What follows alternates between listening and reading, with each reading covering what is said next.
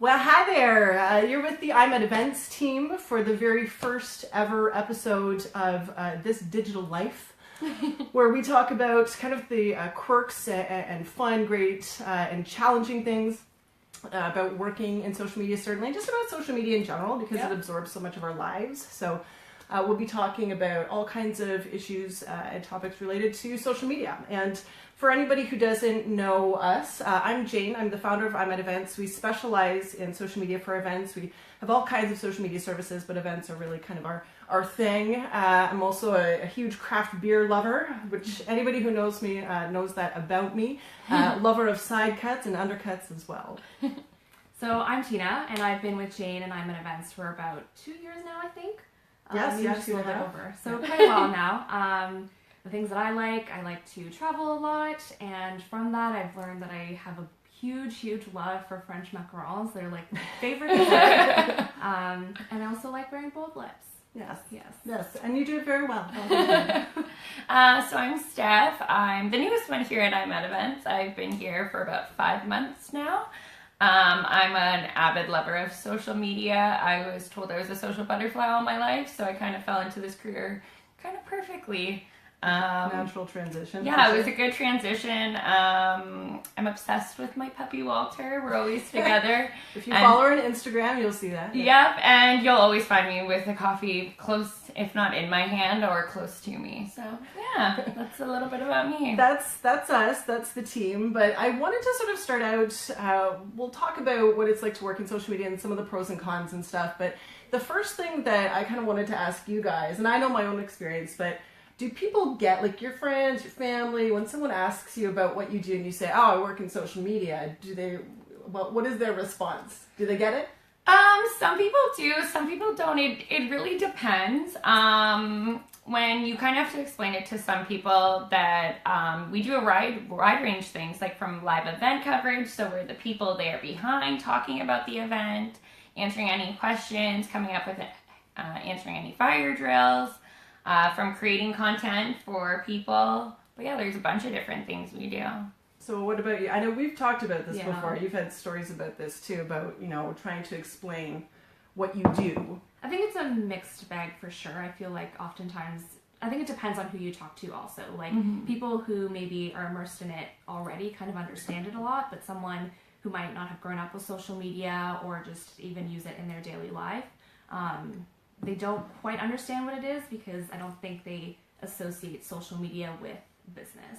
They kind of associate it with your personal brand. That's something that you use to connect with your friends and family, but not something that is used strategically. Sure, yeah. I know I've definitely had people, I've been introduced as a tweeter before. It's like, this is Jane, she tweets. No, thanks. And, of course, the short response or answer to that is, well, yeah. But it's a little more complex than that. It's a little more involved in that. But I feel like when, if someone says, I work in insurance, you're like, okay, well, I get that. I don't know exactly what you do, but I can, understand, oh yeah, you work in insurance, or, I'm in the financial industry or whatever. Yeah. When you say you work in social media, people are like, huh? Like, so, like, you're just on your phone all day?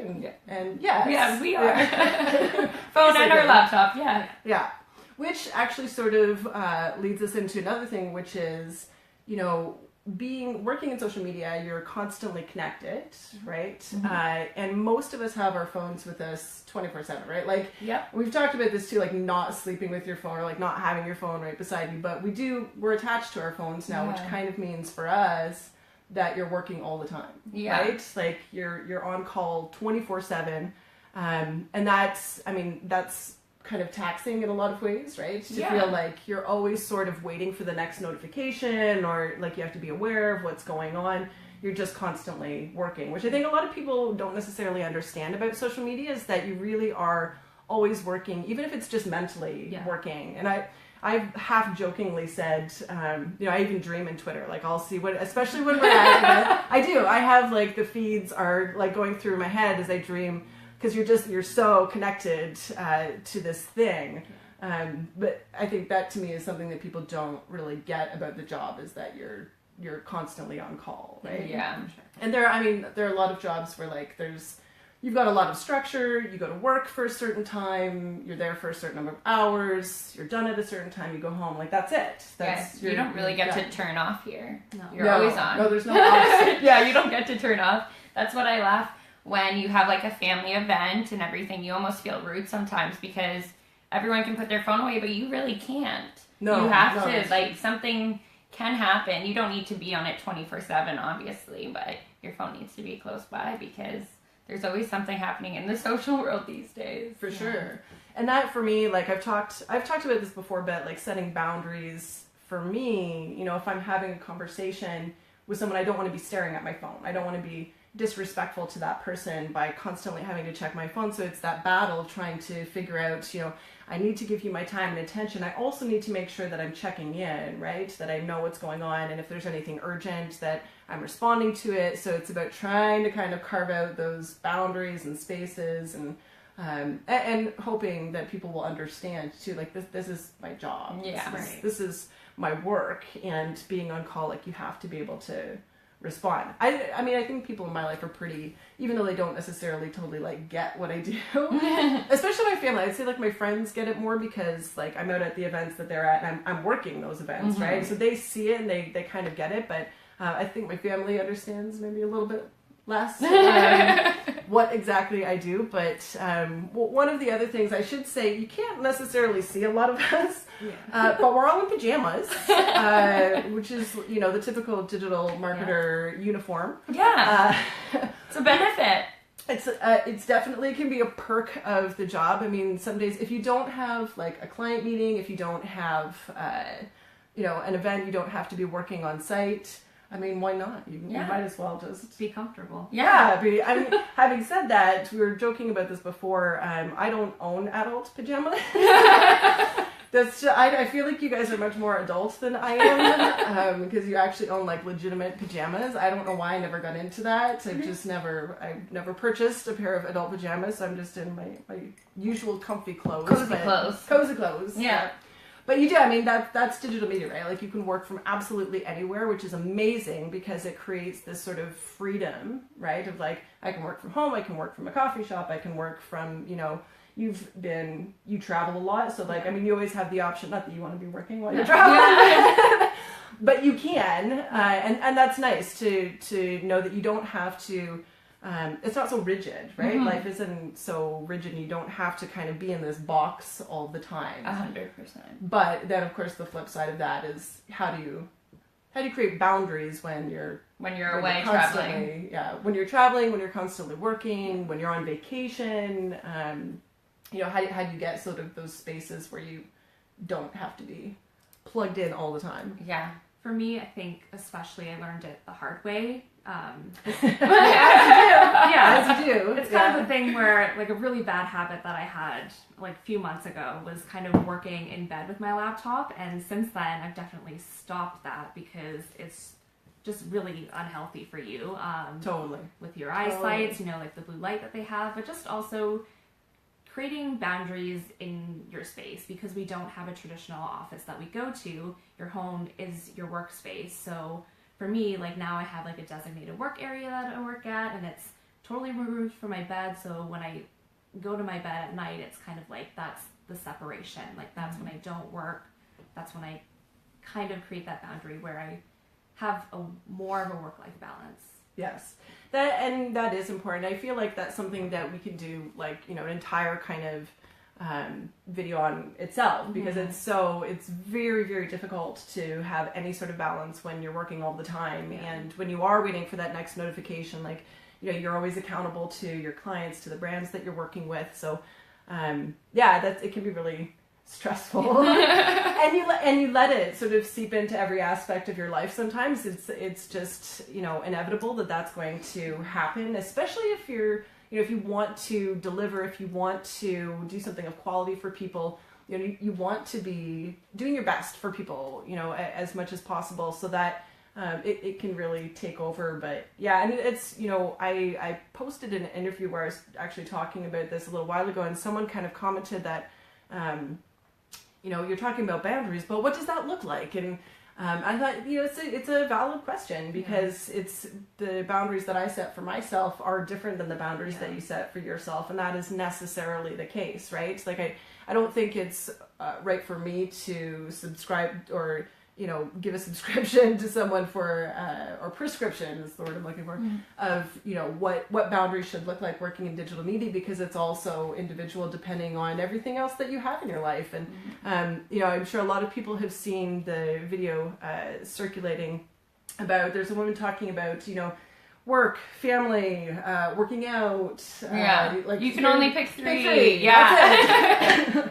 And the reality is that it's insanely difficult. Like I don't understand the concept of only picking 3 things, right? To me, that doesn't kind of work. It's about figuring out boundaries and how everything works together in ways that you're getting everything that you need, and your relationships are getting everything they need, and you're still able to kind of nurture your career at the same time. But yeah, it's definitely it's a juggling act for sure. One of the other things that we talk about, and I want to get to this because to me it's an important conversation that we don't have enough, is really the toll that it can take working in social media. Because I think that being on social media in the first place takes a toll. I read a study a little while ago. I was just sort of researching for this piece that I was writing, and this study showed that the average person checks their phone, or people check their phone on average 85 times a day.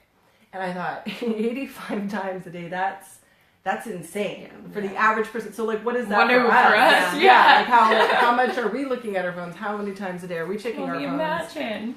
And when you're checking your phone, like there's a lot of times when you're dealing with really tough stuff. I mean, the client stuff that we deal with is pretty fun. Like we're really lucky. The people that we work with are just fantastic in terms of the content, the response that we get, the attitude that people have around it. Like we're really fortunate that way.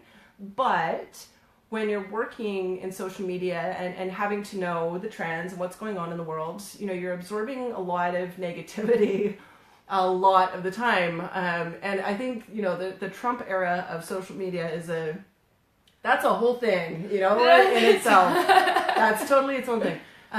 But, one of the things that really sticks out for me is that when we're sort of going through a time where around when Philando Castile, when we watched Philando Castile die, that really shook me. That was a profound moment for me, because I thought this is it. Like we're at a moment in time where we're actually very kind of up close and personal, and yet not watching someone die. And that, I mean, it's not like that's entirely unusual in the media, but the way that we're getting access to that now is just, it's so intimate, and it really, that rocked me. And so, when things like that are happening in the world, when we're dealing with, tragedy or hatred or, anger or whatever it is, working in social media, you absorb all of it, right? And all of the commentary, you're seeing what everybody says.